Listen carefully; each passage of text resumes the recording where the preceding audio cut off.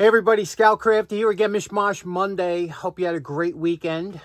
We had a great video on Friday. A lot of you enjoyed it. We talked about fluorescent tubes, and I had mentioned when I found that photo album, we saw pictures of the New York State Pavilion. I said I got a good story. A couple of you said you wanted to hear the story. So I'm going to make it as quick as I can. It's really a 15-minute story, but I'm going to knock it out quick because we got a cool restoration to get to. When I was a young man, right after the service, I kind of became addicted to adrenaline. You know, when you're in the military, you get to do all these great, cool things, and your adrenaline is pumping, and it stays with you. You know, you want to do things that are exciting, and I live a couple miles from the home of the both 1939 and 1964 World's Fairs, and that was at the Flushing Meadow Park here. Now, they used to have World's Fairs across the world every 3 or 4 years or so, and they stopped doing it. But it was an interesting thing, especially if you lived in a state that had a World's Fair. If you ever been to one, and it's a very exciting event. And we had the one here in 1964 was a wonderful event here, the World's Fair. Everybody remembers it fondly. Lots of videos on YouTube about it. But since New York State was hosting it, they had a pavilion, and it was called the New York State Pavilion. You probably, if you've seen Men in Black, you've seen it in that movie. And the New York State Pavilion consisted of 3 towers that were observation towers surrounded by a pavilion that was covered with stained glass, and it had a huge map of New York State that was inlaid in the concrete in the middle of that pavilion. It was just absolutely beautiful. And it was like that for, you know, a good 10 or 15 years after the fair, but then it started to fall into disarray because it's not meant to last forever. And you know, things started getting a little disheveled. But I always wanted, and because I was a young man, I never got to see what was on top of the observation decks of the pavilion. And I said, I always want to see what's up there. So being an adrenaline junkie, I said, you know what I'm going to do? It's been long closed and sealed up. You could not get up there.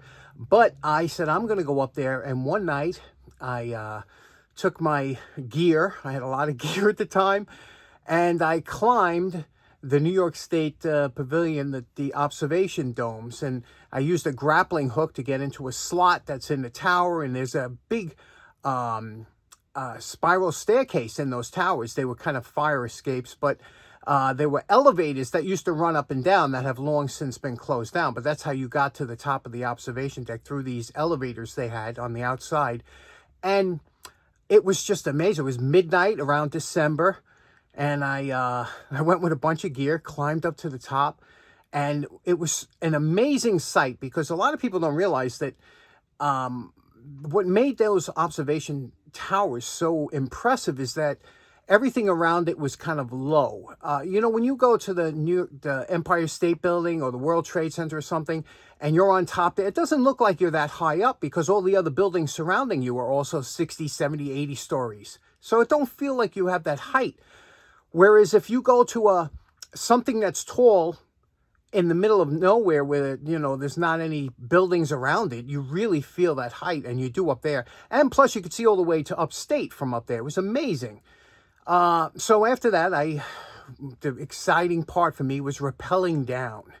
Now, there was 3 towers. The tallest tower was about 230 feet or something. The second tower was 150, and the third was 60.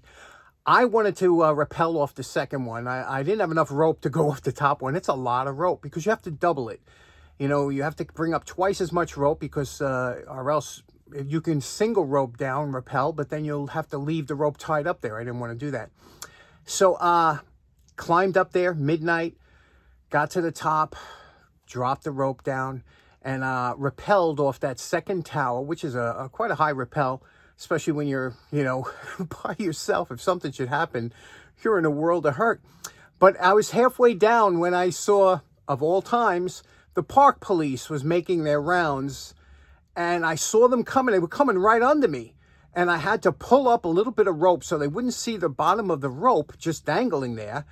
And I was just praying that they didn't see me. They just drove I was about 60 feet in the air when they drove by. They didn't bother to look up.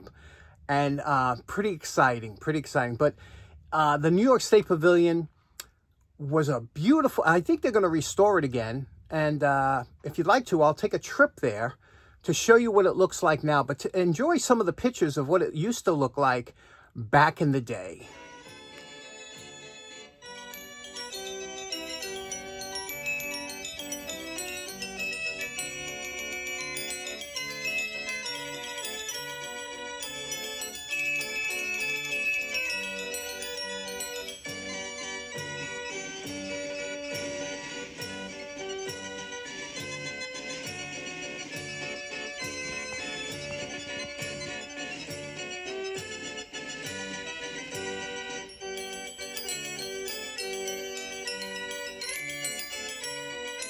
Okay, so today's project, we got a nice little Stanley screwdriver that I probably paid $1 for it, if not 50 cents. But it's a nice shape, and you very rarely find one in so good of a shape, especially when it's that long. Usually they're all bent up or wobbly.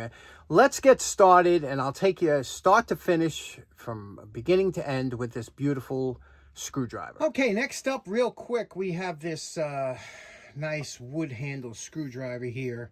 This thing is a joy. This is a beautiful, easy restoration for the simple reason that the handle's in absolutely beautiful shape. The ferrule is tight and in also great shape.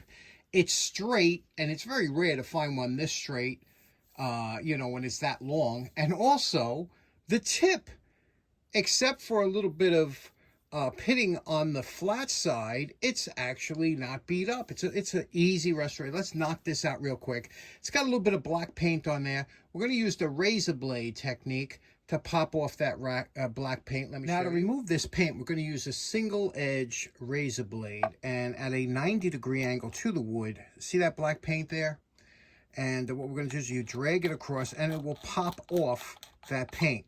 And if you do it lightly, you can not go deep into the surface here, but you see this paint here, you're going to get to the edge and drag it a couple times and pull off that paint just by dragging this blade across. Let me show you. Once all the paint is gone, we're going to lightly scrape over the entire handle to get out any of the deep dirt, because we want to get the dirt out of here.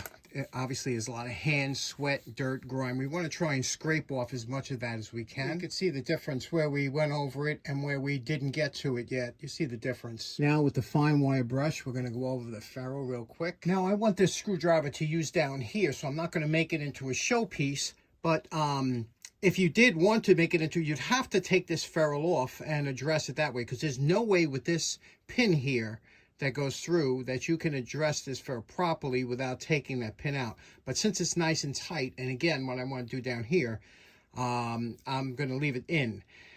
As for here, normally I do a wire brush and a post-wire brush evaluation.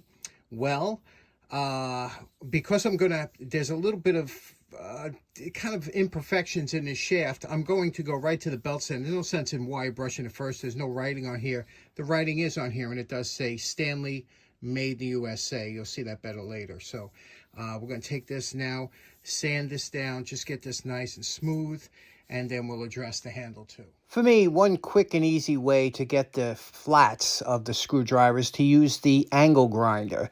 And to do that, just clamp the blade down to your workbench, and it gets rid of all the deep pitch right away.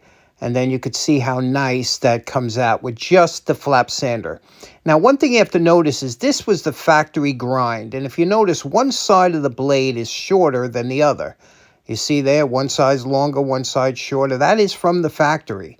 And we could do better than that. You know, they rush them out there. So with a little bit of work, we get them nice and even the way it should look. And we finished that up. Okay, we're at the pre-stain, pre-polish part, but I want to show you something I thought was pretty interesting. Look at the handle here, the stripes on the handle. Now, at first I thought it was pieced in wood, but it's not, and they have definite stripes. Now, there were no grooves on this handle. It was completely rounded, unless, and if somebody did sand it down below, it'd be much, it's a thick handle, so I don't know what, do you see those? What are those? Never seen those before, unless it has something to do with maybe the manufacturing process. See what did here. This is about the best we're going to get the ferrule and the shaft. Look how nice that shaft came out, right? And of course, you know, we're good with the tip. So now what we're going to do is we're going to put a little stain on the handle, a little shellac, a little polish on the shaft, and we'll be back. Now apply the stain liberally because it will only suck in as much as it wants.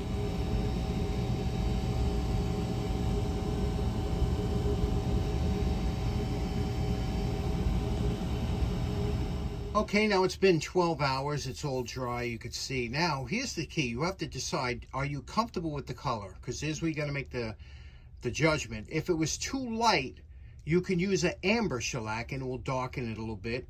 But I actually like this color. I like Gunstock. It's one of my favorites. And now I'm going to use just a clear shellac on here. And to do that, the first thing we're going to do is we're going to wipe this down with some paper towel. And you can see the grain. We want to see the grain. If I wanted this glossy, I would use varnish. But I want it to be, like I said, I want it to be kind of a user down here. So first thing we're going to do is we're going to put a coat of shellac on here. And I'm going to show you the first coat, why it's important. Now remember, stain is a penetrant, goes into the wood. Paint goes on top of the wood. This is a stain. So now what we're going to do is shellac. Now shellac is kind of an in-between. Even though it's a coating, it also, if you thin it out, it will absorb into the wood, making the handle more durable, harder, and more durable finish. So let's get the shellac. Now, when you thin out shellac, it's called cutting the shellac. And shellac, when you buy it like this, already comes pretty thin. But for the first coat, I want it just a little bit thinner. And to do that, what I'm going to do is I'm going to take my swatch of paper towel and I'm going to dampen it with denatured alcohol. That's a thinner for shellac. Then once this is dampened, not saturated, but dampened, then I'm going to place it into the shellac and I'm going to apply it using this, just wiping it on, and you'll see it's going to absorb, suck into that wood. Just enough to cover the entire handle. Okay, there's the coating. Now it goes on very glossy, but within a few minutes, you'll see it absorb into the wood. And that's just what we want. Now we're going to let this dry. It's only going to take an hour or so, and this will be ready for recoat. And I'll show you what it looks like when this is dry. Okay, it's been about 2 hours. It dries very quick because it's on the furnace now. You can see it's totally dry. Now what we're going to do is we're going to take a little piece of 000 steel wool, and we're going to go over here fine, and you're going to buff this until it becomes dull. Once it becomes dull, you'll apply your second coat, and you'll do the same thing with the third coat, and that's all you're going to need. So let's put 2 more coats on here. You don't have to saturate the swatch anymore. You could go direct, but you have to just dull this out, take that shine off before you put the next coat on. Okay, now this is 3 coats of shellac. Now, you could build this up and keep going 4 or 5. You can get it really shiny if you want. I don't like my, the handles that shiny. I have a way I like to do them. What I'm going to do is I'm going to buff this down again with the steel wool, get it almost dull, and then I'm going to butcher wax it. I just like the feel of that. But that's 3 coats of shellac on there, and you can see you still see the grain, but I'll show you how I like to do it. But now we haven't waxed or polished this, so we're going to wax and polish the shaft. We'll do this, and then we'll come back with what it looked like. I'm only using black emery polish. Okay, now I took that excessive sheen off with the steel wool. Now it looks just a little bit dull, but you can see the grain. If you look real close, you can see the grain in there beautifully. Now I'm going to take some butcher's wax, and I'm going to wax the handle, and that gives me that perfect feel and look that I enjoy. So let me do that, and then we'll wax this too. We just finished polishing it. We'll wax this, and then we're done. Now I just finished. You see there's butcher's wax on there. You see it's kind of dull, and you put it on thin, and then you buff it out, and you want to get a lot of kind of heat as you're buffing it. And when you do this, look at this finish that you get off of there. Look at that. Isn't that beautiful? And that's a durable, solid, beautiful finish.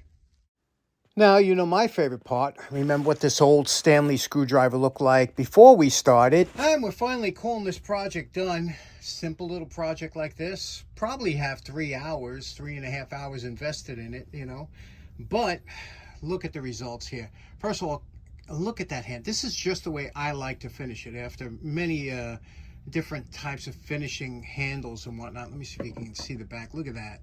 Isn't that beautiful? The grain on here. And again, what those stripes are, I have no idea. But interesting because that's the way it came from the factory. And then, of course, the ferrule here came out nice. You can see Stanley, made in the USA. I don't even know if you could see that.